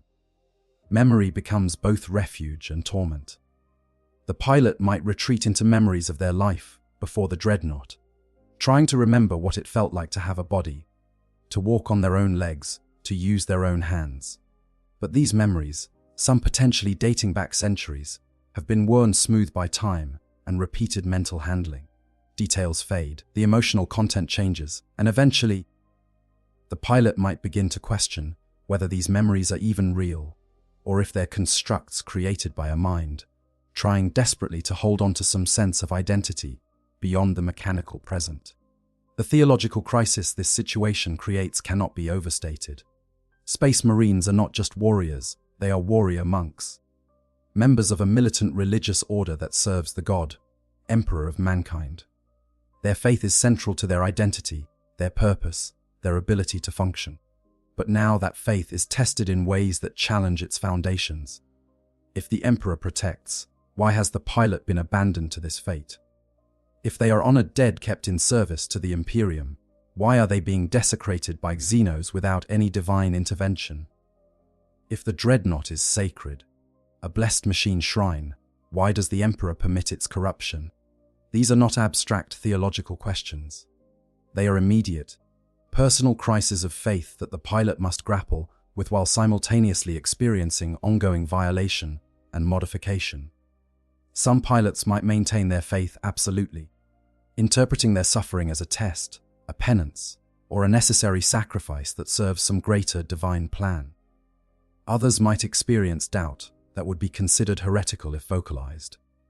Still others might enter a state of religious despair, feeling abandoned by the Emperor they've served for so long. The modifications to the life support systems create their own form of torture. As the amniotic fluid chemistry changes, as temperature regulation becomes irregular, as pressure fluctuates, the pilot's organic body experiences physical discomfort in ways it hasn't since the initial interment. Nausea might become constant. The pilot might experience something analogous to pain. Though pain processed through a body that consists mostly of artificial systems is different from normal pain sensation. Breathing, even though it's breathing fluid rather than air, becomes labored and difficult. The worst moments come when the Orks are working directly on the sarcophagus itself. When cutting tools come close to the sealed chamber. When vibrations from welding or hammering travel directly through the structure the pilot is sealed within. When the painboy's curiosity prompts him to tap on the sarcophagus, as if testing its structural integrity, the pilot experiences profound terror. There is a very real possibility that the Orks might breach the sarcophagus accidentally while working. Such a breach would almost certainly be fatal, exposing the pilot's remaining organic tissue to unfiltered air and environment. Death might even be welcome at that point, but the fear of that death is still overwhelming. Communication attempts are futile but compulsive. The pilot tries to speak through the Vox systems, tries to explain to the Orks what they're doing, tries to threaten or plead or reason. But even when the Vox systems work, even when the pilot's mechanical voice booms from the Dreadnought speakers, the Orks don't understand or don't care. The pilot might as well be speaking to the wind. This realization of complete inability to communicate, to be heard, to have their consciousness acknowledged by their captors, adds another layer of psychological torment. Time perception becomes severely distorted. The pilot has no reliable way to track time passing. The Chaos World's irregular day-night cycle, assuming it has one, isn't visible from inside the sealed sarcophagus. The Dreadnought's chronometer might have been damaged.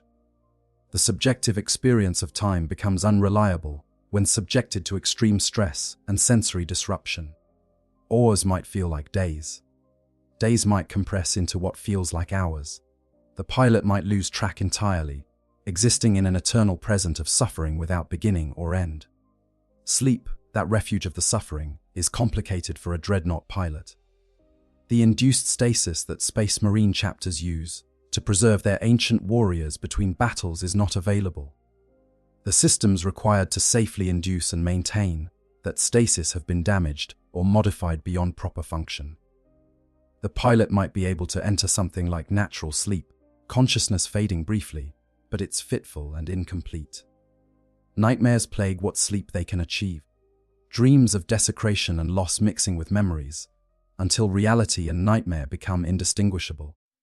The encroachment of chaos corruption represents a new dimension of horror that we'll explore in more detail in the next section. But it's worth noting here that the pilot becomes aware of it early. The Chaos World's corrupting influence doesn't respect the barriers of ceramite and sealed sarcophagi. The pilot begins experiencing whispers that aren't through the Vox system, visions that aren't through the optical sensors. The boundary between thought and intrusive suggestion begins to blur, and the pilot must question whether what they're experiencing is real or if they're going mad.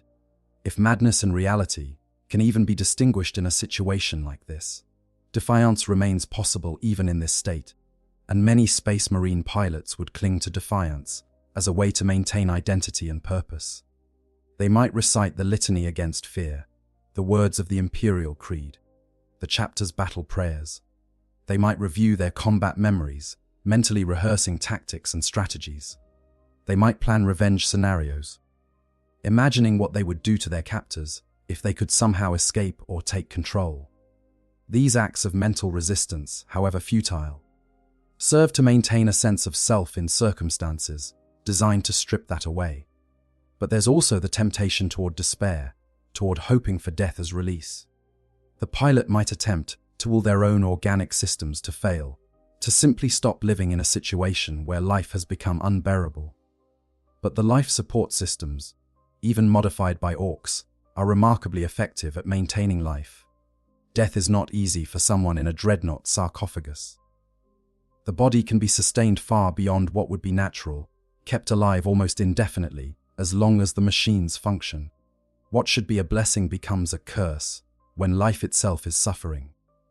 The chaos factor, warp corruption. Now we must address the third, and perhaps most insidious threat in this scenario, the corrupting influence of chaos itself. The chaos world on which this nightmare unfolds is not merely a battlefield controlled by enemy forces.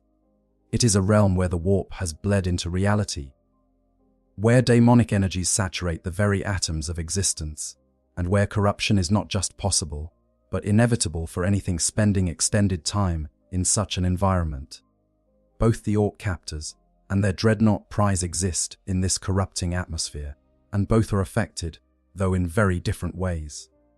For the Dreadnought itself, the machine component of the hybrid system, chaos corruption manifests as technological haunting. Machine spirits, those semi-sentient presences that inhabit all Imperial technology, according to the cult Mechanicus, become targets for demonic attention. A machine's spirit corrupted by chaos becomes malevolent, actively working against its intended function. The Dreadnought systems might begin malfunctioning in ways that suggest intelligence rather than mere mechanical failure. Displays might show blasphemous images. Control systems might resist or misinterpret the pilot's commands. Automated functions might activate at inappropriate times or refuse to activate when needed. The corruption can be physical as well as spiritual. Metal exposed to sufficient warp energy begins to change. Surfaces might develop impossible geometries, angles that hurt to look at, curves that seem to bend in more dimensions than physically possible. The armor plates, already desecrated by Ork modifications, might begin showing signs of chaos corruption, faint symbols appearing in the metal itself, colors that shift when viewed from different angles, textures that feel wrong to sensors designed to read material properties. These changes are initially subtle, but they progress over time. For the pilot, the human consciousness trapped within the machine, chaos corruption presents an existential threat that operates on multiple levels simultaneously. The pilot's consciousness is the most vulnerable component of the entire system. It's organic, psychic by nature. All space marine librarians are psychers, and even non-psyker marines have some psychic presence, and experiencing extreme stress that breaks down mental defenses. These conditions create perfect vulnerability for warp influence. The initial stage of this corruption manifests as intrusive thoughts and false sensory input. The pilot begins hearing whispers that don't come from the Vox system. Not words, exactly, but impressions of meaning, suggestions planted directly into their consciousness. These whispers are insidious because they're not obviously external. They feel like the pilot's own thoughts, making it difficult to distinguish between genuine mental processes and demonic suggestion. Visual hallucinations begin appearing in whatever optical systems remain functional. The pilot might see movement in areas where sensors indicate nothing present, shadows that move wrong, flickers of impossible colors, faces appearing in random patterns of damage or corrosion. These hallucinations are crafted to undermine the pilot's grip on reality, to make them question whether what they're perceiving through their sensors is real or merely another manifestation of corruption. The emotional component of chaos corruption is particularly dangerous for someone in the pilot's situation. The pilot is experiencing genuine suffering, genuine despair, genuine anger. These powerful negative emotions are exactly what certain chaos entities feed upon and exploit. A daemon of Nurgle might whisper about how the pilot should embrace their suffering, accept decay as natural and even beautiful. A servant of Khorne might try to redirect the pilot's rage toward all existence, encouraging mindless fury rather than focused hatred of the enemy. Slaanesh's minions might offer escape through sensation, promising relief from the isolation if the pilot will only open themselves to new experiences. Tiancha's daemons might offer knowledge, false hope of escape through forbidden understanding. The sarcophagus provides some protection, but it's imperfect. The seals and wards that tech marines inscribe on dreadnoughts are designed to protect against relatively brief exposures to warp phenomena. Extended immersion in a Chaos world's atmosphere tests those protections beyond their design parameters. Microscopic breaches in the seal, damage from Ork modifications, or simply time itself might allow warp energy to seep into the sarcophagus itself, contaminating the amniotic fluid, touching the pilot's exposed organic tissue. If warp energy reaches the pilot's physical body, the results are nightmarish. Mutation becomes a real possibility. The pilot might develop additional sensory organs that perceive things they don't want to perceive. Their tissue might begin changing in ways that the life support systems struggle to compensate for. Growths might appear, not cancerous in the normal sense, but expressions of warp energy made flesh. Each physical change is both horrifying in itself and a sign of progressive corruption that might be impossible to reverse. The neural interface, that delicate system connecting mind to machine, becomes a two-way channel for corruption. If the machine systems are corrupted, that corruption can travel along the neural pathways directly into the pilot's consciousness. If the pilot's mind begins to succumb to corruption, that taint can spread through the interface into the machine systems. The hybrid nature of the Dreadnought, usually its strength, becomes a vulnerability that allows corruption to attack from both directions simultaneously. The Orks, meanwhile, are experiencing their own interaction with chaos corruption, though it manifests differently due to their unique psychic nature. Orks are remarkably resistant to chaos corruption by design. The Old Ones engineered them specifically to fight against chaos, and their simple, straightforward psychology makes them difficult targets for the subtle manipulations that chaos usually employs. But even Orks are not immune, and on a chaos world where exposure is constant and intense, changes begin to occur. The mech boy working on the Dreadnought might start experiencing what he thinks are good ideas, but which are actually daemonic suggestions. He might decide to incorporate materials found on the Chaos world into his modifications, materials that are themselves corrupted or demonically tainted. He might unconsciously start carving symbols into the Dreadnought's armor, symbols that look like Ork glyphs, but which actually serve as invitations for daemonic attention. The WOG, field that protects Orks from corruption, can itself become contaminated, its reality bending properties interacting with warp energies in unpredictable ways. One of the most dangerous scenarios is the possibility of demonic interest in the Dreadnought itself. Daemons are drawn to suffering, to souls in torment, to opportunities for corruption. A space marine consciousness, especially one belonging to a hero worthy of Dreadnought interment, represents a prize of significant value.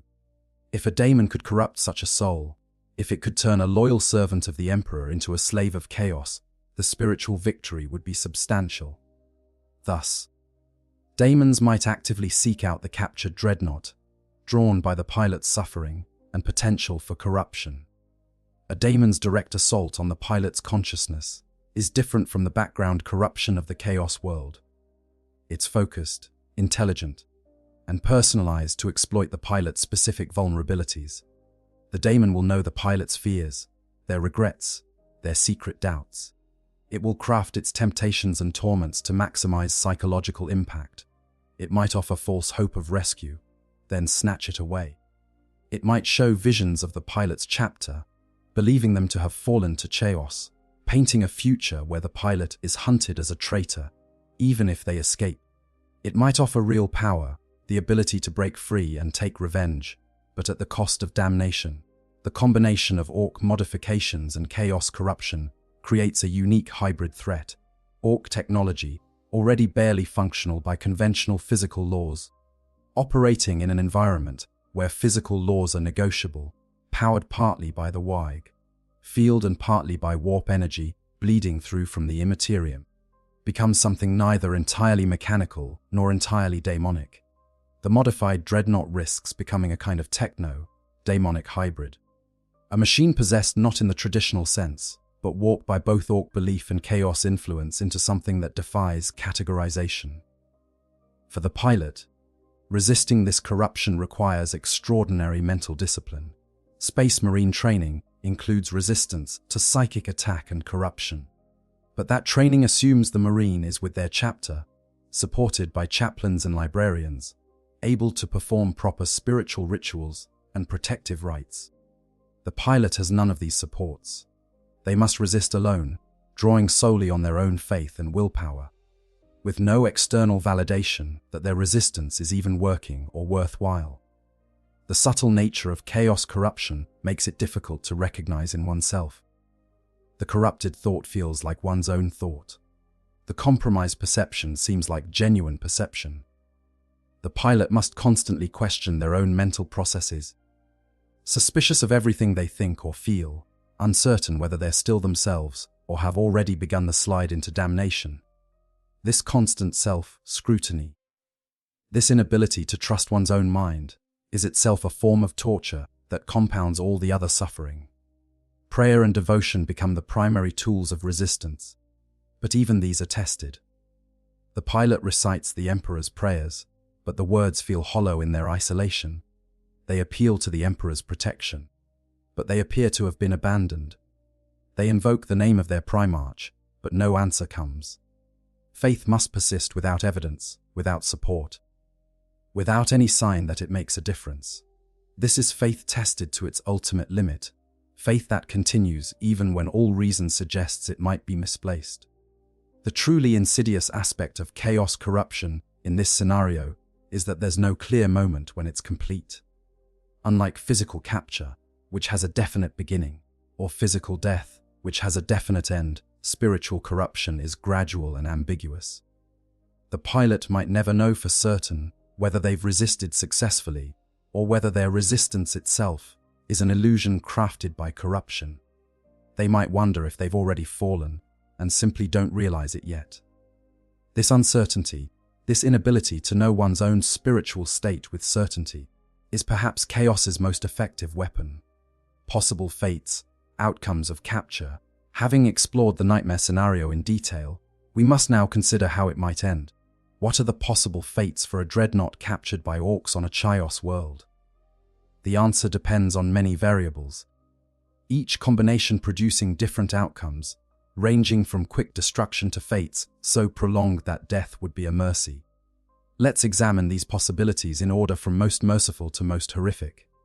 The best-case scenario, such as it is catastrophic mechanical failure resulting in the pilot's death. During the Ork modification process, the mechboy might accidentally sever a critical life support connection or damage the sarcophagus seal beyond the point where it can maintain the pilot's life. The result would be swift death for the pilot, potentially even before they fully comprehend what's happening. From the Imperium's perspective, this is the ideal outcome. The pilot dies without corruption, their gene, seed is lost, but their soul presumably goes to the Emperor's side. And no intelligence or sacred technology falls into enemy hands in functional form. The Orks might be disappointed that their prize stopped working, but they'd likely just salvage what they can and move on to other projects. A variation on this scenario is deliberate destruction by the pilot themselves. If the pilot retains enough control over the Dreadnought systems, they might manage to trigger a catastrophic overload or similar self-destruct mechanism. This is the honorable death that every Space Marine hopes for when capture becomes inevitable. It denies the enemy any useful intelligence or equipment, and it represents an act of final defiance. However, Ork modifications make this unlikely. The systems required to trigger such a self-destruct are typically among the first things damaged during capture, and even if they remain functional, the Orks might have accidentally disabled them during their crude repairs and modifications. Rescue, while possible in theory, is incredibly unlikely in practice. A rescue operation would require the Space Marine chapter to first learn that the Dreadnought was captured rather than destroyed, then to determine its location on a Chaos world, then to mount a strike force capable of penetrating deep into enemy territory in a reality, warped environment, and finally to successfully extract the Dreadnought and return it to Imperial space.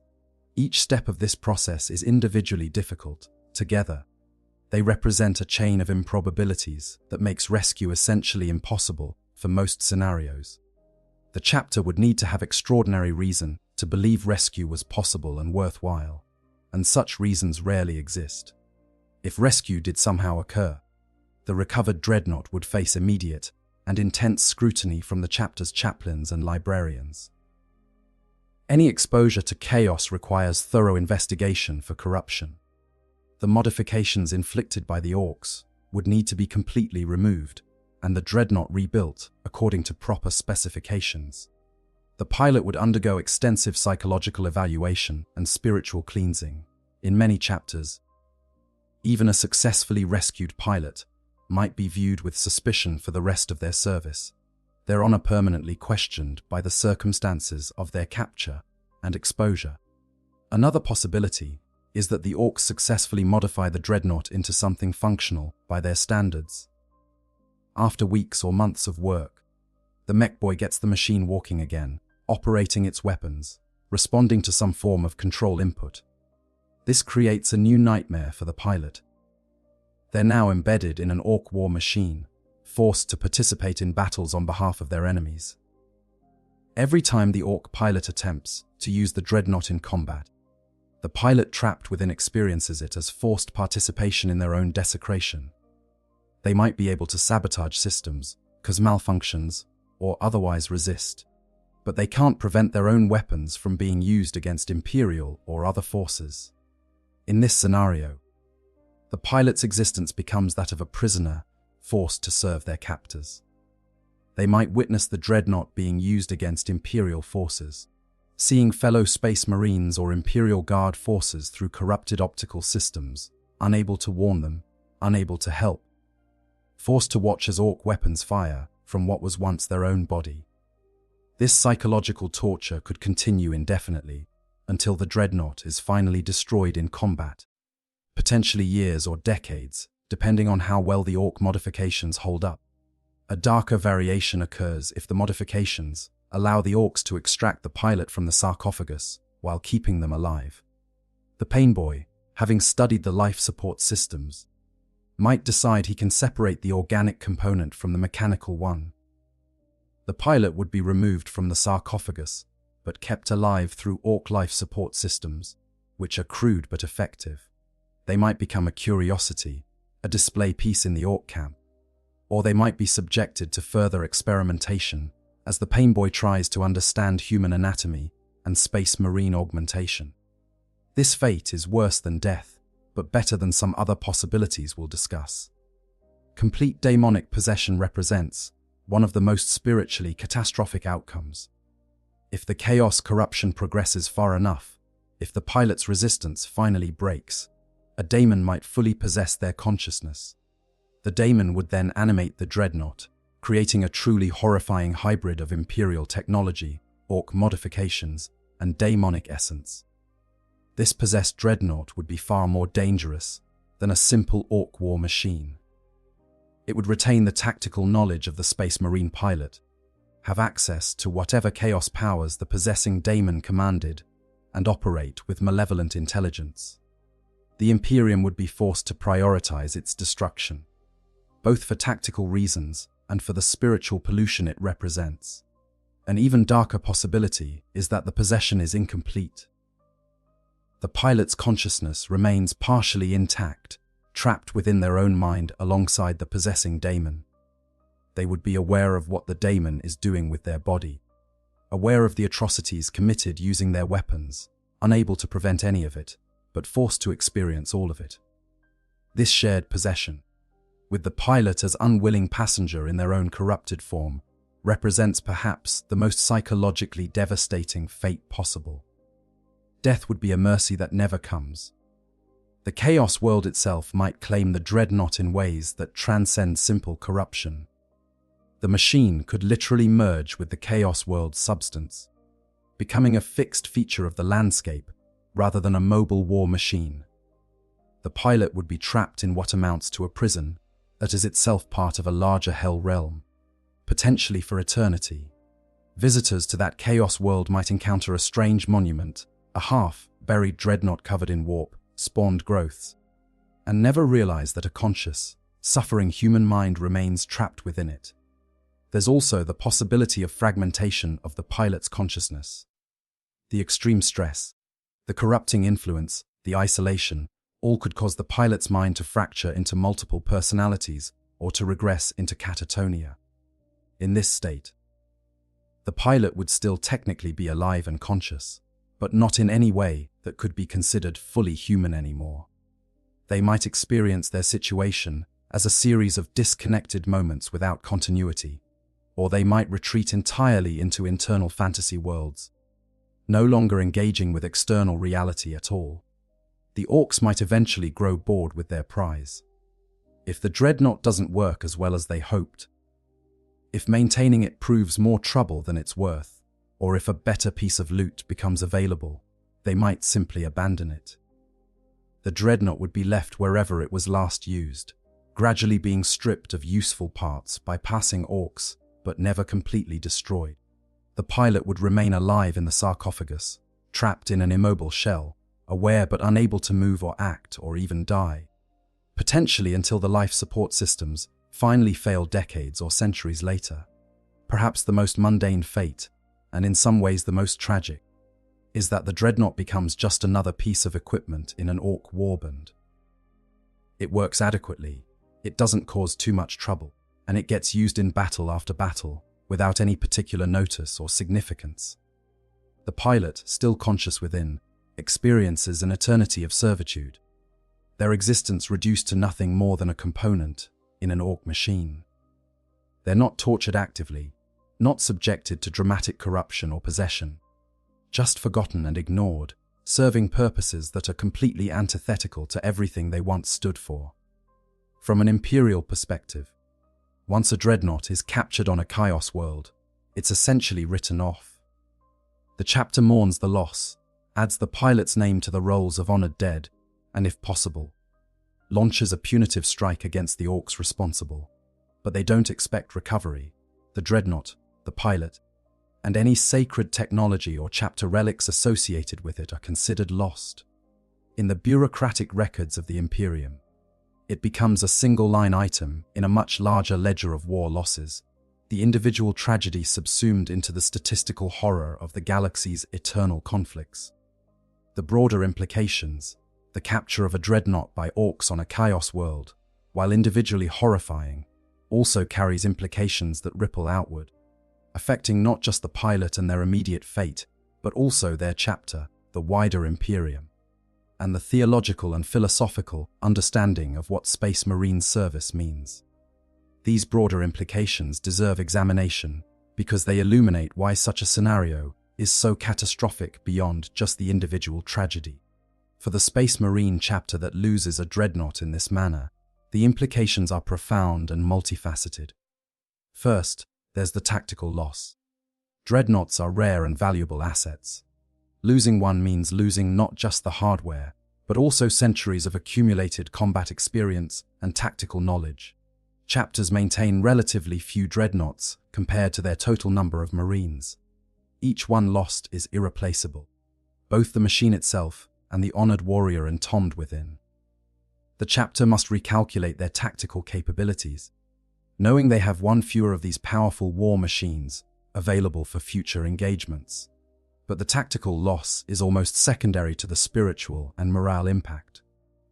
A chapter's Dreadnoughts are not just weapons, they're living connections to the chapter's past. They embody the continuity of tradition, the proof that heroes of previous generations still serve alongside the current Brotherhood. When a Dreadnought falls, it's not just a warrior who dies. It's a piece of the chapter's history, a link in the chain connecting past to present. and when a dreadnought is captured rather than destroyed.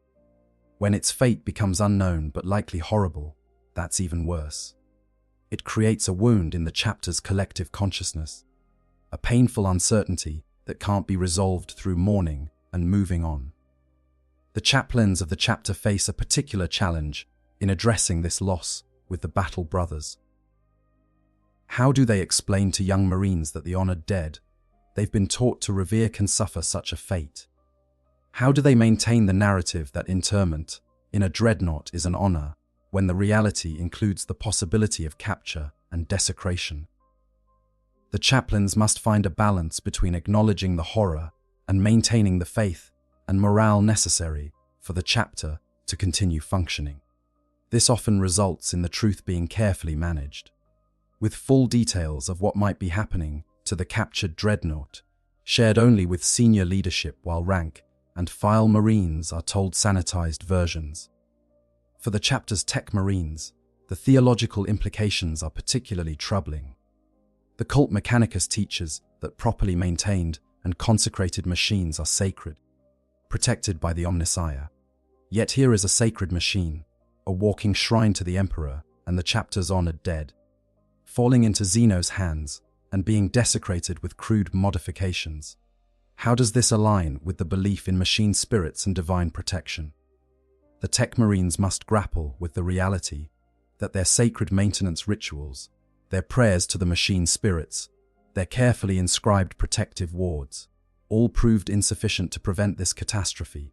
Strategically, knowledge that Orks can and will attempt to capture dreadnoughts rather than simply destroying them might force changes in how chapters deploy these assets. If there's a risk of capture, especially in operations near chaos-controlled space, chapters might keep dreadnoughts further from the front lines, reducing their effectiveness, but also reducing the risk of loss. They might implement new protocols for self-destruct in case of imminent capture, or they might assign escort forces, specifically tasked with ensuring captured dreadnoughts can be recovered or at least destroyed before falling fully into enemy hands. These strategic adaptations represent a dilution of the dreadnought's tactical utility, driven by fear of what might happen if they fall. The broader Imperium has theological concerns as well. The Ecclesiarchy, the imperial cult's religious arm, must address what happens to the souls of those who die in such corrupted circumstances. Standard imperial theology holds that those who die serving the emperor go to sit at his side. But what about someone who dies while their physical form is being used by Orks and corrupted by chaos?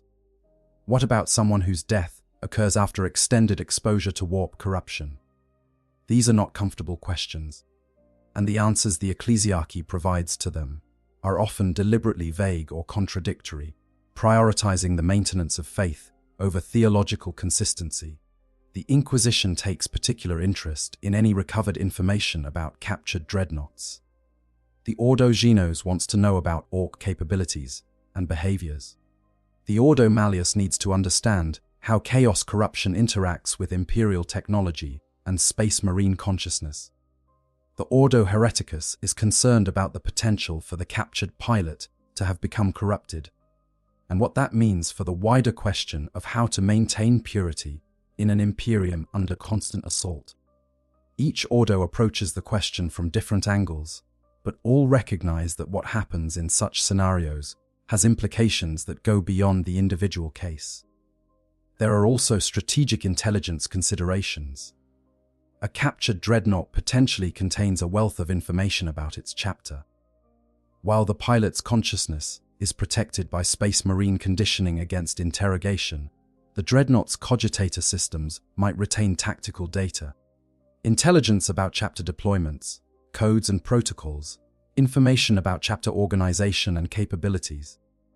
If an enemy with sufficient sophistication were to capture the dreadnought from the Orks, they might be able to extract this information. This makes the capture not just a tragedy, but a potential security breach that could compromise the chapter's future operations. For Imperial citizens and Imperial Guard forces who might encounter the modified Dreadnought in combat, there's the horror of facing what appears to be an Imperial war machine fighting for the enemy. The psychological impact of seeing a Dreadnought, recognizable despite Ork modifications as an Imperial design, unleashing firepower against Imperial forces, cannot be overstated. It undermines the narrative of Imperial invincibility, creates fear and confusion, and might be deliberately exploited by enemies for exactly these propaganda purposes. The existence of such scenarios raises difficult questions about the entire practice of interring Space Marines in Dreadnoughts. If the honor of extended service comes with the risk of such catastrophic desecration, is it really an honor? Shouldn't the most worthy Space Marines be granted the mercy of clean death rather than the ongoing vulnerability of Dreadnought interment? These questions are considered heretical by most of the Imperium, but they're whispered nonetheless, especially by those who've witnessed the aftermath of captured Dreadnoughts or who understand the full scope of what the pilots endure, even under the best circumstances. The precedent set by such captures also has implications for how other Imperial forces think about their own sacred technology. If Dreadnoughts can fall into Xeno's hands and be corrupted, what about Titans? What about the gene seed repositories that chapters maintain? What about any sacred technology or relic? The capture of a Dreadnought demonstrates that nothing is truly safe, that chaos, corruption, and Xeno's desecration can touch even the most protected and sacred elements of the Imperial war machine. This realization is spiritually corrosive, undermining the certainty and faith that the Imperium depends on for its continued function. For scholarly observers, both within the Imperium and outside it, the scenario raises questions about consciousness and identity. At what point does the pilot cease to be the person they were? When does the combination of physical modification, chaos, corruption, and psychological trauma transform them into something else entirely? If the organic brain remains but the personality has been destroyed or corrupted, what is the moral and theological status of what remains? These are questions with no easy answers, questions that the Imperium's rigid dogma struggles to address in any satisfactory way. The possibility of such fates also affects how Space Marines think about their own eventual deaths. Young Marines, not yet veterans, might hear whispered stories about captured Dreadnoughts and wonder if death in battle is preferable to the chance of surviving and being entombed. Veteran Marines who've been recommended for Dreadnought interment, if they fall, might experience ambivalence about what's supposed to be a great honor.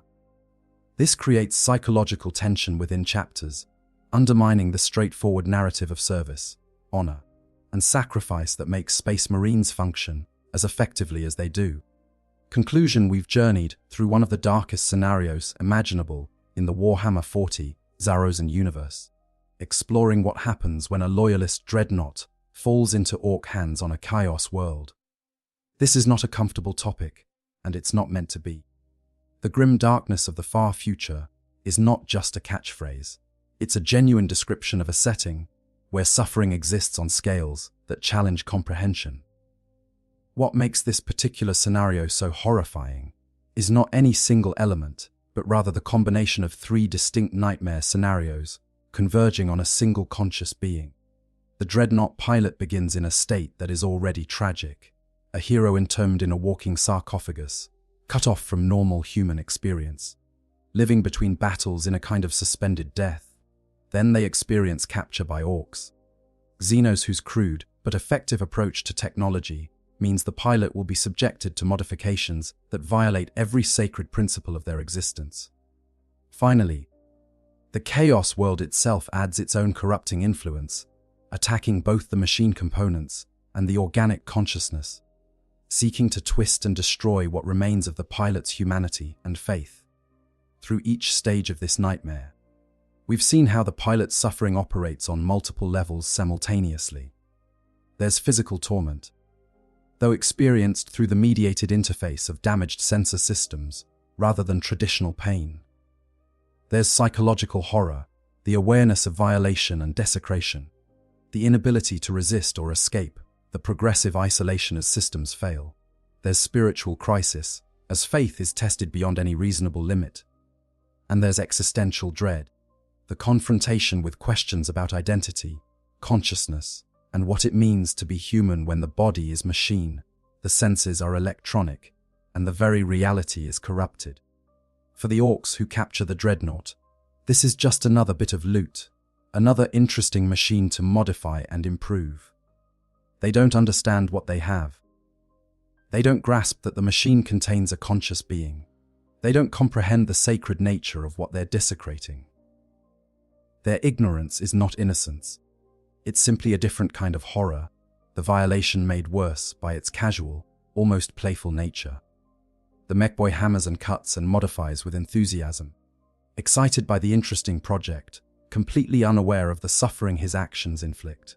The chaos element adds a layer of inevitability to the corruption.